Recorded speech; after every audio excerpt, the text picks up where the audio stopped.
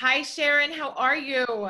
I am fantastic. So delighted to be with you, Annette. Oh, I am so thrilled that you are here. You are such an inspiring woman in business. You are simply so amazing and full of wisdom. And I'm really happy that you're here today. We're going to have some fun.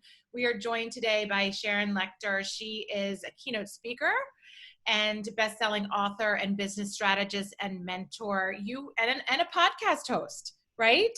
That's right. So That's many right. amazing things. Think and Grow Rich, part of the Rich Dad Poor Dad brand, and an advisor to two presidents, right? And just so many amazing things that you have done along your career and journey. So thank you, thank you. Oh, absolutely. Just as I've been around a long time, Annette. But yes, I've had a wonderful career and love every minute of it. Well, there are so many wonderful things that you can share today. So tell us about the backdrop. Give us a fill-in of how you got to this point and just kind of fill us in along the way of how you arrived at this point in your life and career. Well, I'll try and give you the Cliff Notes version because I have been around a long time. But I was a little girl. I lived in a house, a little tiny house between my mom's beauty shop, my dad's used car lot. He was retired Navy. Neither had gone to college. Neither had high school graduation. And their goal was their kids would get a college degree. But we had the beauty shop, the car lot. We had rental properties. We had orange groves. And I swore I would never be an entrepreneur. I was going to become a sophisticated professional. So I got my degree in accounting, became an accountant, started out with one of the big 8 back then firms in Atlanta, Georgia, Love and Life as a young single woman. And then about the ripe old age of 25, I'm going, gosh, I'm working a lot of hours and for someone else. So all of a sudden my parents started looking smarter and smarter. And so I realized that what was in my DNA was the importance of buying, building, and creating assets. And I realized that very few people understood that. Most people chase a paycheck and literally exchange money for time. I go, let's teach people how to invest their time to create assets and let those assets work for you. And so that started my journey. I started a women's magazine. I started the talking book industry when kids didn't have any kind of electronics back in the 80s in 1987, and we built that as a global brand. And we did that by understanding the power of association, because we said we have this new technology, our parents are going to trust us, they don't know who we are. So we branded with Disney, Warner Brothers, Sesame Street, Marvel Comics, and it allowed us to really expand our success very quickly. And then we moved to Arizona, and my oldest son went off to college and got into credit card debt. I was pretty mad at him, but more mad at myself because I had taught him the things that my parents had taught me. And that was December of 1992. And that's when I dedicated the rest of my life to financial literacy and financial education. Started working with school systems, hence the white hair, if you've ever tried to change something in the school system. And then fast forward a few years, I met Robert Kiyosaki. He had this idea for a board game. He'd gone to my husband with it drawn off on a piece of drafting paper. My husband's a well-known intellectual property attorney. So I met him at a beta test, and I said, Robert, this is what I'm teaching. And so I volunteered to help him commercialize it because of my contacts in the industry. We got the game done. And in that process, he said he wanted to charge $200 for the game. I said, that's kind of pricey. Maybe we should write a brochure. And that brochure was called Rich Dad Poor Dad. Most people don't know that. We had no idea that it was going to take on a life of its own. And that started, he asked me to be his partner. We formed the company and we built the Rich Dad brand around the world. We wrote 15 books together. And I took what I'd learned from the other companies and realized that brand association, I wanted to be instead of me writing big royalty checks to Disney, I wanted to build the brand that other people wanted to support. And that's what we did with Rich Dad. We had Warner Books come to us, Time Life, and we were on Oprah. Those kinds of associations are very powerful. And so it allowed us to make a big impact around the world before the internet, before Amazon, believe it or not. Right. And so about 2007, 10 years into the relationship, he wanted to go into franchise and I didn't agree. We agreed with it. It wasn't a good deal for us. It was a great deal for us. It wasn't a good deal for the franchisees. So I made the decision to leave. And so that's why I tell everybody, sometimes you have to close one door in your life for other doors to open. Because a few months later, I got the call from President Bush asking me to be on the President's Advisory Council for Financial Literacy. And I served both President Bush and Obama. Hmm. So equal opportunity here. And I wouldn't have gotten that call had I still been at Rich Dad. A few months later, we know what was happening in the economy in 2008. I got the call from the Napoleon Hill Foundation. And so I've written in the last 12 years 4 books with the foundation. And to have built the largest personal finance and then to be asked to step into the world's largest personal development brand. I read Think and Grow Rich when I was 19. It's been a huge honor. And all along the way, I have my own company called Pay Your Family First, and I've had the pleasure of speaking around the world, really dedicated to providing tools to helping people really take control of their financial life. And that's kind of where I am today, still doing it. Wow. You're amazing at really doing the Cliff's Notes version, as you said, and just drop the mic right there. How do you even... It's amazing. You're like the original almost podcaster. You're like the original Audible book when you go back to 1987, you said, right? Right. And I love how you think. You are such an innovator and you really are forward thinking. Like it's almost like you can see 10 years into the future. Do you feel that way about yourself? I do. I think you have to be innovative. What I teach all my clients is, successful businesses do one of 2 things: solve a problem or serve a need. And when I made that decision to leave public accounting, I was very successful. I still remember going back to my condo saying, okay, doing the pros and cons didn't help me a bit. I could argue both sides, but my hand kind of took off across the top of the page and said, why not? And I think that's really still my personal mantra. Why not take the road less traveled? Why not do something that nobody else has done? Why not take that opportunity to solve a problem or serve a need? And that's where innovation comes from. So yes, I think innovation is entrepreneurship and creativity at its best. And I love that. And really, you're taking so much of me and so much of our listeners back to that quarter life crisis when you're 25 and you're saying, okay, is this what I'm supposed to be doing? Or what do I really want to do? Or is this really worth it? Right. And you really do map it out on paper. And I remember that moment in my condo where I said, I don't know if I want to work for somebody else forever. Like I'm not really feeling this. And I was also born by an entrepreneur. And when you said it's in your DNA, it is, right? Do you fully feel that? Well, we're not teaching our kids about money in school, which is a travesty. And so we've heard the phrase, the rich get richer, the poor get poorer, because we're learning at home. And so you and I had the opportunity. I tell entrepreneurs all the time, one of the greatest benefits is when you have children, they see it from the inside out. And it's really an important thing. But, again, as an entrepreneur, are you a solopreneur or are you truly building a successful business? In my first book with the foundation, 3 Feet from Gold, I talk about the personal success equation.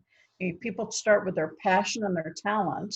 Right. My passion actually came from anger because we weren't teaching kids about money in school. And my talent was my accounting degree, my background, and my publishing experience. And most of us stop there because we think we have to do it on our own. But the next step of personal success equation is times A, which is that power of association. Who do you have around you? Do you have people that are challenging you? Do you have people who are strong where you are weak? Do you have a mentor who's speeding your way to success? That's the true essence of success, is who you're surrounding yourself with. And then times A, taking action. How many times do we know what we're supposed to do and we just don't do it? And so taking the right action. And then the final element is F plus F, and that's faith. Having faith in yourself, having faith that what you're doing is needed and necessary, and having faith that you'll succeed. And I always start all my clients by going through the personal success equation, because more than likely, we're going to find areas for improvement in that power of association. Who's in your network? Who are you reaching out to? Who's guiding you? And that self-confidence. One of my most recent initiatives is Assets Are Sexy. It's an online program that I do every few months. I love it. Because women businesses, only 4.2% of women-owned businesses make over $1 million a year. And that's a terrible number. We need to increase that. So I'm out there to support women in doing that. because, and most of the time is they don't have the confidence in themselves and they're not surrounding themselves with the right people. And for more info, I have a guide that's at personalsuccessequation.com that people can have. It's not a sales pitch. It just helps you go through your passion, your talent, your associations, action, and faith and confidence. That's awesome. And we'll definitely drop that link in the show notes so that people can use that resource. Thank you for sharing that. And, you know, that's an interesting statistic, and I've heard that as well. And with women business owners, do you see sometimes that it is a fear of failure or a fear of success, like getting too busy, really, to juggle it all? What's your take on that? It's both, I think.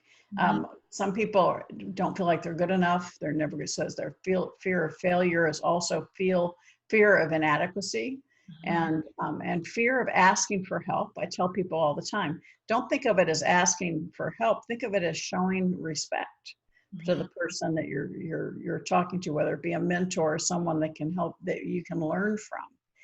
So changing the way we think about it, getting rid of that stinking thinking, and start realizing that you are good enough. Everybody, you are an expert. Nobody's been through your successes or your failures. Nobody's had your learning opportunities, but you're still here for a reason. You can help other people coming behind you and speed their way to success. And so, but a lot of times it comes from that thinking around money from when we were kids. We were growing up, and every time the topic of money came up, we can't afford it, pinch your pennies, money doesn't grow on trees. And so we grow up with this money negative, and that's in our subconscious. And that's where that scarcity mindset comes from, that fear of failure, that fear, once you actually have success, the fear of losing it. So there's a fear of success and there's a fear of failure. And all of that comes from things that are in our subconscious mind. Right. Those false negative beliefs that really are bred in us almost. Yes. So how do you help someone through the, my dad used to say, go shake the money tree out back, see if anything, falls off of it. Right. And, it just is ringing true, everything that you're saying. And I actually had a really deep conversation with this the other day. And especially when you get married and there's a different perspective, husband, wife, about how they were raised, the relationship with money, whether you talked about money, whether you didn't talk about money. So what's your perspective and your advice to people out there with their relationship right now with money? What's a healthy relationship and outlook on money? Well, I think it starts by identifying what your philosophy is around money and what that negativity and the scarcity. Once you acknowledge it, you can actually start releasing it. And when I talk to young couples or even married couples that are kind of arguing over money, I have them go out on a money date and talk about how their parents dealt with money. Because usually you can find a source of that tension from their parents. And it can turn into humor and healing. Because you can find out, sometimes we overreact. We don't know where it came from. The same issue is related to money. And the first step is to what are you filling your brain with, all right? Just a few months ago, I launched a program where I'm sending out daily messaging for people, abundance tips and mentorship. So that what do you, particularly with what's happening in the world around us right now, there's 99% negativity. You got to kind of get rid of that and start replacing it with positive messaging, and know that don't wait for that light at the end of the tunnel. Become your own beacon of light. And when you become a beacon of light, others will be attracted to you. So it's important for you to say, what's going on in my mind? And when you get up in the morning, remind yourself what problem you solve, what needs you serve, because that takes it outside of yourself, because you're being of service. And it gives you that energy to keep going. And it keeps your heart full, and it keeps you really pulling through the day and going through the day. So as our business owners and entrepreneurs out there and our leaders are out there and they're toying with the idea of expanding their brand, their personal brand, and they're looking at podcasting and they're looking at books and they're looking at, well, I guess pre-COVID, being a speaker, a keynote.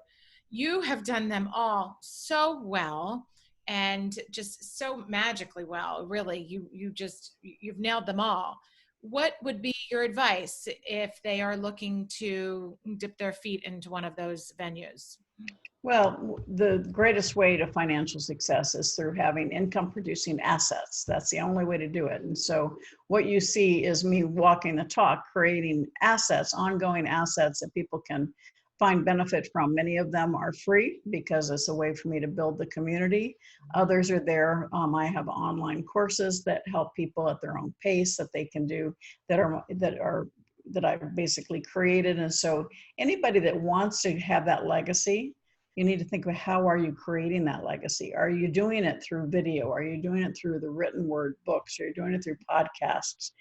Be able to share your wisdom so that others can benefit from it. And you need the overall strategy, because too many people try and hit one thing and it's like they do a rifle approach. Well, you actually need to have the overall strategy. Each one of those elements you just talked about are tactics and tools. But what's your overall strategy? I launched the Play Big movement a few years ago, really sharing the things that I've done in my career and helping others see the bigger picture, understanding that power of association. And it's kind of like the three-legged stool. You can have the greatest book, the greatest product, the greatest service. You can be the greatest advocate, the greatest salesperson, the greatest speaker, but that's only two legs of the three-legged stool. The third leg, most people forget about, and that's building the business around the book, around the product, around the service, making sure that the business has every aspect around it. And the platform, you can write the greatest book, but if you don't have a way to tell people about it, you're not going to get the results. And so it's important. So it's not the sexy part about it, but it's the successful part about it. I teach people how to build the business around what they're doing so that it can be not just successful, but sustainable, scalable, and saleable. So absolutely. The successful, scalable, and saleable, I think, is one of the most big important things that people miss. So you're on video. I love your videos. I love video too. I think it's a great platform. Oftentimes business owners, and I'm sure you hear this, is that they have a fear of being on video. They don't like it. They don't like seeing themselves. They don't like the sound of their voice. Did you have that ever? Did you have that fear? I can't stand the sound of my voice. Most of my videos, I have my team go over. Every once in a while, they make me look at it and I go, oh no. So it's the messaging, all right? So being on video is just like being in front of a live audience. You just happen to have it so that it can live on beyond that one time and one experience. Anybody that's afraid of it needs to just start doing it and get some training, because I train people in media all the time, and training somebody how to go on a big stage, all right, is different than in this little box, all right? And so you need to understand how the inflection, the tone of your voice, your eyesight, making sure you're looking at the camera, not down here, where the little pictures are. Right. And so understanding how to project yourself and how to relate to the people that are watching you is very important. And so tell me this, you just have so much confidence, and it really is contagious. So what keeps you going? What motivates you? How do you keep on keeping on? Well, I don't need to be doing what I'm doing now. I've been financially free for many, many years. But as a little girl, my dad would ask me every night, Sharon, have you added value to someone's life today? Mm-hmm. So my entire self-worth and everything is reignited every single day by asking myself if I have added value to someone's life today. And wouldn't the world be a better place if everybody thought about adding value to other people's lives? Mm-hmm. And so I tried slowing down a few years ago. It didn't go very well. I was pretty miserable. It wasn't feeding me. And so that's why I launched the Play Big movement, because I said, I got to play the bigger game again. And so that's where I've been. And I want to help. And it's a Facebook group, Play Big Movement with Sharon Lechter, as well as the name of the podcast that you just mentioned, Play Big Movement Podcast. And it really is sharing the things that I'm doing so other people can do it as well, to help them. And then a community on the Facebook group of people. I don't promote it at all. It's just been growing organically of people who want the information and want to support each other. And I do weekly broadcasts in that group as well. And don't you just love that when it grows organically and the community is really becoming a bigger community through the value there, through the connection, through the real purpose. Mhm. And it's a great feeling when it grows organically. So as a author and podcast host, what books do you like to read and what podcasts do you listen to? Well, tons, tons. I don't have enough hours in the day to read and listen to everything that I want to. But as you know, and it really is, if you think about how to overcome fear and how to create success, it's allowing other people that have gone before you or people that are out there doing it to share their wisdom. And sometimes you're listening to a podcast and you get distracted, but your subconscious is still listening. So it's really good to continue feeding your mind with. And there's so many. Oh, I can't even limit. There's so many good ones out there, and you'll find the one's going to speak to you and the other one's not. So just keep trying them out and find the ones that are going to help elevate you. There's a cute one. My son listens to Tracks to Relax as he's trying to fall asleep, and it's a meditation app or podcast actually. And last night I went in there to check on him, and it was like, hold the stone and throw the stone and your success will ripple in the pond. And it was like, because how you go to sleep and your subconscious brain, it becomes what you dream about, becomes what you wake up and become. And it was just so cute to see. Every age really can benefit from listening, from reading, and just from continuing to grow and continue to evolve.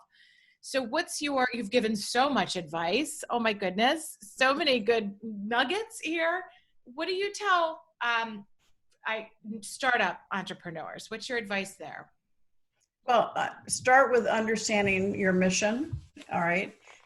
What is your mission? What is the problem you're solving? And make sure you really give yourself an assessment of where you find joy and how you make money, and where you make sure you have people on your team who are strong where you're weak. But don't try to go it alone. That power of association. Surround yourself with other people. And pay attention to what your environment. Are you hanging around people who are like questioning you every step of the way and they think you go get a job? Limit them and surround yourself with people who want to celebrate what you're doing and want to support you in creating success. Because there's so much drag if there are people around you. And many times it's your own family. And it's not so much that they don't want you to succeed, but they see you moving forward and doing something and they're not. Mm-hmm. And so it's a reaction. They're trying to pull you back so they feel better, right? And once you recognize that, you can kind of say, okay, fine, release them. And you continue doing what you're doing, because as soon as you truly have success, they're going to be your biggest cheerleader before they ask for a raise. But alone, that's the problem there. But we can't change our family, but we can limit the time we spend with them if they are not supportive and being cheerleaders for us. It's true. Sometimes the closest people to you, friends or family, can be your toughest critics. Mm-hmm. And what's the quote? It goes, they'll ask you why you're doing it, and then they'll ask you how you did it, right? Once you get there, kind of thing. So as you're talking about assets and assets working for you, and I have Think and Grow Rich for Women on my nightside table. I reference it all of the time, and I'm rereading Rich Dad Poor Dad right now. And talk to me about real estate and real estate investments, both residential and commercial. What's your perspective there? Yeah, well, right now is a great time to be investing in real estate. Yes. If it's the right real estate. Mm-hmm. And this is my own personal opinion, but right now I'm glad that my husband and I are out of commercial office space, because that's something that I think who knows, it's going to be a very soft landing, and it's going to be a long time to see that back to where it was at the beginning of this year. But residential rental is almost recession proof. People need a place to live, and a lot of people are going to be losing their homes or looking for other way. I would not be investing in student housing right now, because what's going to happen with universities, right? And so industrial is strong, because so much manufacturing is moving back to the States. So that's a strong area. So you have to look at what areas you want to invest in and say, how can I best leverage, because a lot of people talk about diversification through paper assets, but diversification should be across asset classes: paper, real estate, business. And so another area is, if I'm going to do residential rental, I'm going to make sure I do it in a landlord-friendly state, right? There's a lot of states out there that if your client, your tenant stops paying, that tenant can stay forever. So you need to make sure that you're in a state that's going to give you the rights to be able to re-rent that if the tenant stops paying rent. And so those are kind of some of the elements that we're looking at. I'm in the middle of doing some real estate courses and education for folks to really understand that this is the time to start looking at it. Absolutely. And I'm really glad you touched on all that. And I think painfully people are learning right now in this season that what landlord states are and aren't in sync with that rule that you mentioned. And that's a very important point, especially if people are new to that space and jump on that bandwagon. Do you suggest it to be a leading source of their income, or once they've established wealth, once they've established their flow of income, to go with the real estate route? Well, that depends. As an accountant, I'm never going to give advice like this carte blanche. It depends on your personal financial situation. But I will say that the wealthiest people in the world all either made their wealth through real estate or hold it in real estate. And now you have a lot of ways to invest in real estate that is through the market that didn't exist many years ago. So I would look at it. A lot of young couples, I tell them, buy a rental house near the university that will be paid off.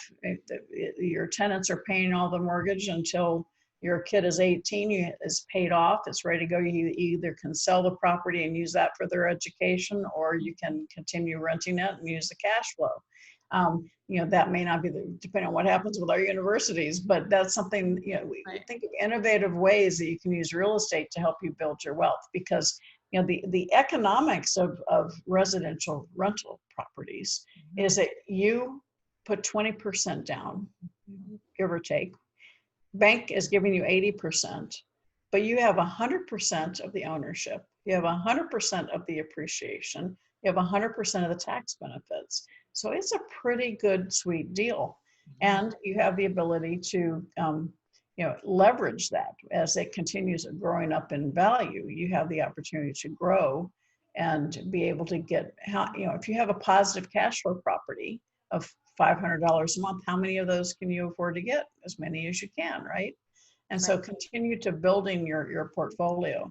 But I also say, don't try to do multiple real estate deals at once. All right, learn one type of investing and perfect that.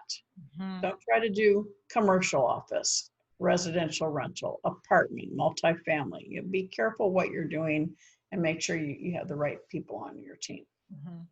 It is so evident how that chapter initially, when you did go out to corporate world, has really been a solid foundation for you and your knowledge and your expertise, and how it really complements the knowledge and the DNA really, and has blended together and created such a beautiful path and a beautiful life for you and your family. It just is wonderful to hear more about it.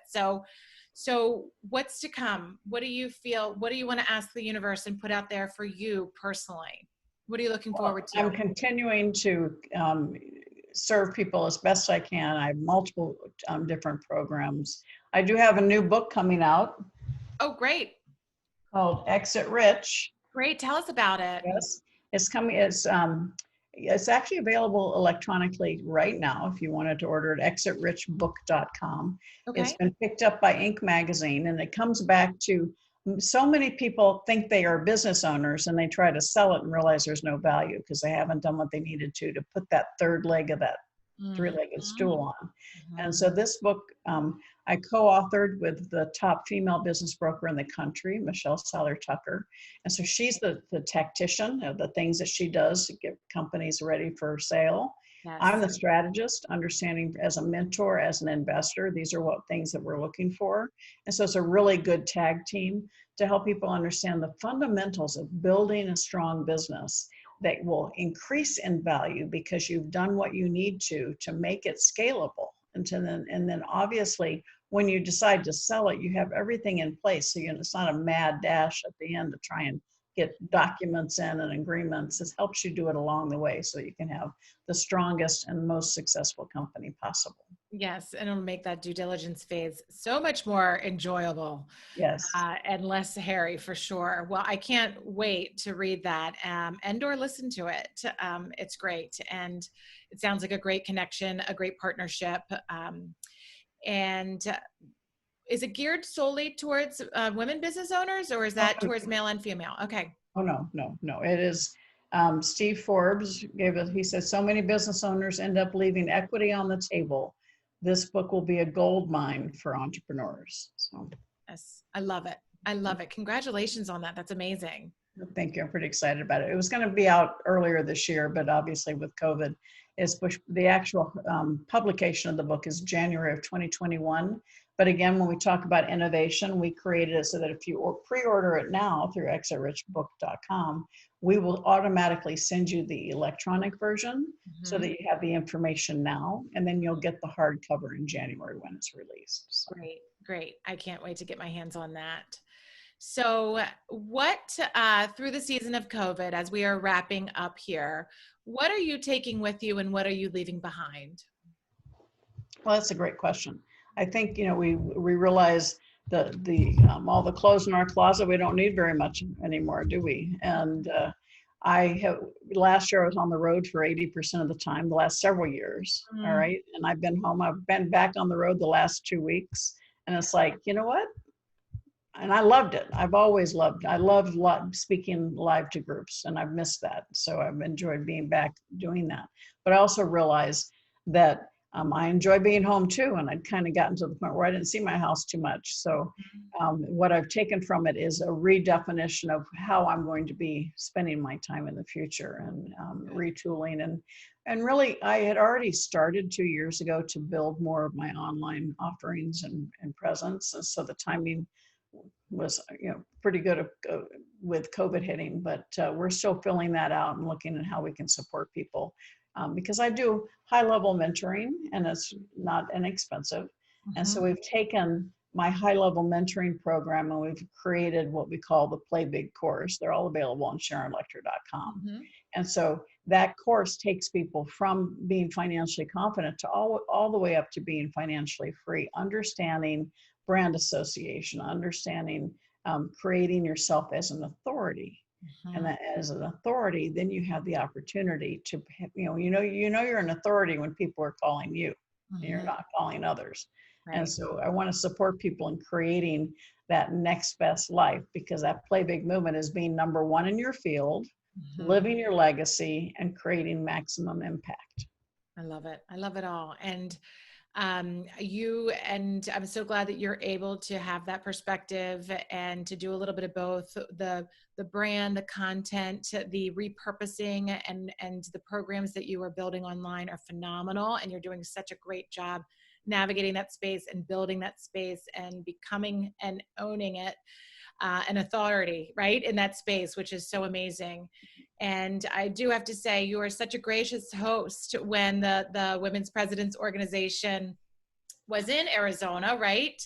Yep. You love to entertain, right? Have you missed that? Yes, absolutely. We had a beautiful evening here with the leadership, and it was fantastic. And yes, one of my greatest joys was serving on the National Board for Women Presidents Organization for over 20 years. And I just think it's a great organization for women supporting women. And we need that power of association. It's a perfect example. It really is. It really is the power of lifting each other up, the network, and surrounding yourself. And it really keeps everybody going. Yep. Well, thank you so much for your time. Thank you so much for your contribution. And we will make sure that we drop all of the ways to find you in the show notes. I'm grateful. And I just am so honored that we had this time together. Thank you so much. Well, thank you, Annette. And thank you for doing this. I think it's fantastic. And the more of us out there supporting other people, it's not a time to be competitive. It's a time to be collaborative and everybody lift each other up. So thank you for hosting me. Absolutely. Absolutely. I'll talk to you soon, Sharon. Take care.